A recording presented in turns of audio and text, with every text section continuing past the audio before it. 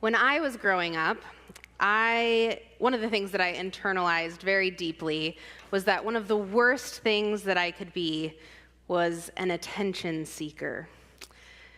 I know now what my grown-ups meant, right? To not demand to be the main character of every room, to not be egoistic, to think of other people before myself.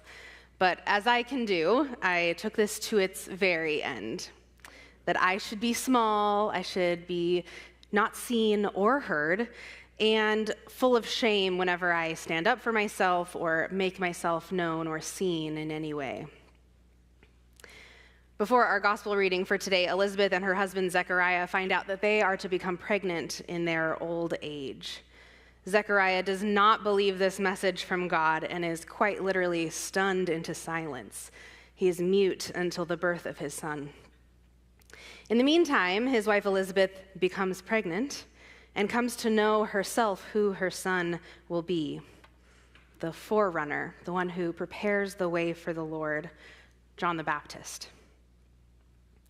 6 months, though, after Elizabeth becomes pregnant, her cousin Mary also becomes pregnant. She was also greeted by an angel, a messenger from God, who tells her who her child will be, that his name will be Jesus, that he will be great, that he will be the Son of the Most High, the one who inherits the everlasting throne of David, promised long ago. That he, Jesus, would be the fulfillment of all that God had promised to God's people. He would be the Messiah.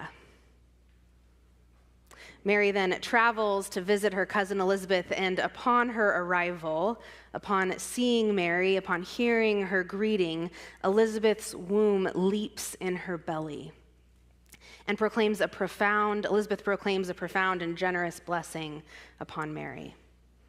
When she saw her, when she looked at her, when she heard her say hello, when Mary got her attention, Elizabeth's whole body responded with blessing and joy. One of the things constantly grabbing my attention right now is the war on Gaza.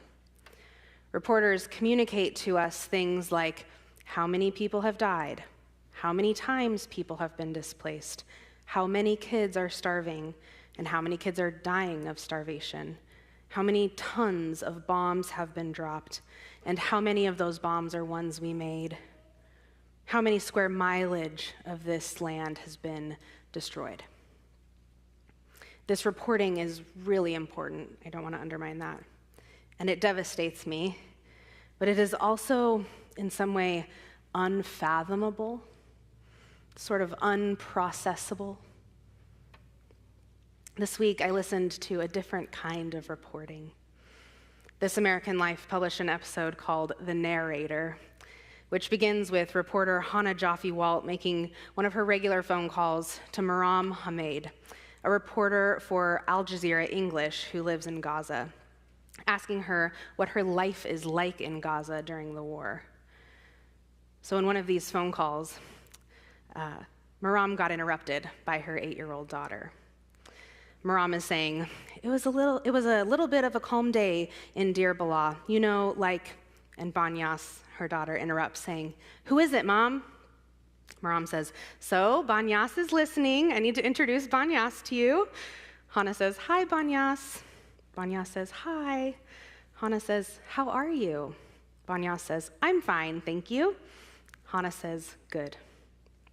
Hannah and Maram try to continue their conversation when Maram tells Hannah that there are 80 people living in their home. Banyas says, Mom, it's 80, not 80. So Banyas is correcting me regarding my American accent. So she's saying, what is it? It's AT or AD? 80. Oh, 80. Hannah says, does she correct you a lot? Maram says, yeah, a lot. She speaks English better than me because I started with her from very young. Banyas says, back to me. Maram says, I'm here around Banyas. Banyas says, back to me. The adults on the phone do not shoo her away this time. Instead, Hannah asks, "Does she want to talk to me?" And boy, does she. Over the course of months, Banyas calls Hannah somewhat regularly to tell her about her day and what her life is like. And here's what Hannah says at the end of the prologue of this episode. Banyas was a natural narrator of her own life. She was constantly directing my attention. These are my friends. This is my school stationery, as you can see. Do you want to know what we're doing right now? I'll tell you. Unfortunately for me, she also had zero interest in satisfying my journalistic agenda. If I asked Banyas a question she was not interested in, she'd yawn dramatically. "Oh, it's getting late. I'm so tired. Let's look over here." I had been reading and thinking about what was happening in Gaza all the time, Hannah says, talking to people there. Every call with Banyas was something I hadn't heard that was completely different from when adults tell the story. So that's today's episode. We're calling it The Narrator. We're going to listen to this kid in Gaza, a narrator who does not ask permission to narrate.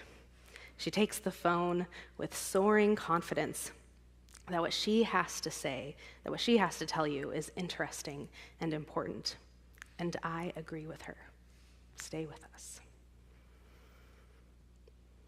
My eyes welled up with tears as they are now, because this last bit, the reporter agreeing with her, it felt like love.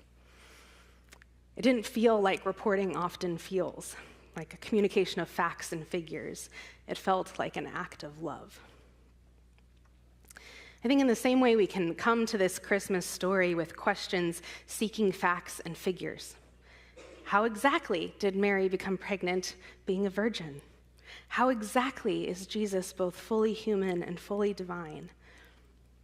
Is John the Baptist Elijah? But Mary doesn't ask any of those questions, and she surely doesn't answer any of them for us. Just like Banyas, instead she takes the phone and she says, "Back to me." Mary, too, has Banyas's soaring confidence, and some would say audacity, to be the narrator of not only her own life, but of what God was doing within her and in the life of her people. Mary, in her song, what we call the Magnificat, it's the first word in Latin of this song, Magnificat, proclaims that by someone seeing Mary, one sees God. That her very soul is a lens through which one can see God more clearly. That her soul magnifies the Lord. This story, I don't think, is meant for us to walk away from it saying, "Well, darn, I missed the opportunity to see God because I was born at the wrong time instead of the time of Mary." But instead, this story invites us to ask ourselves, is my soul magnifying the Lord? And who else's soul might be magnifying the Lord that I'm missing? And the only way that we're going to find out whether someone else's soul is magnifying the Lord, whether God can be found in our neighbor, is if we actually pay attention to one another. It is only if we respond to the sleeve tugging of small children, only if we actually turn and look at those who greet us, only if we see people even familiar to us with new eyes, looking expectantly for the God that is within them. Unlike what I thought before, love is often lived out by offering our attention to others, in attending to others with generosity of self. Love is lived out by affirming that the story that each one of us has to tell is an important one, that it is deserving to be heard and to be told.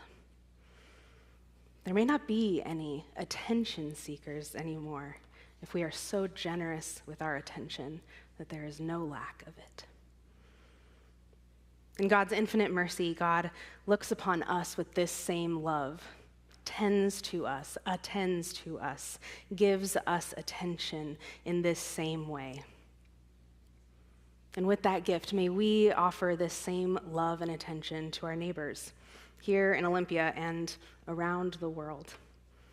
Let us see each and every human being as a portal, a doorway to the divine, one who is capable of magnifying God for us, of housing God's very breath within them, and attend to it. Amen.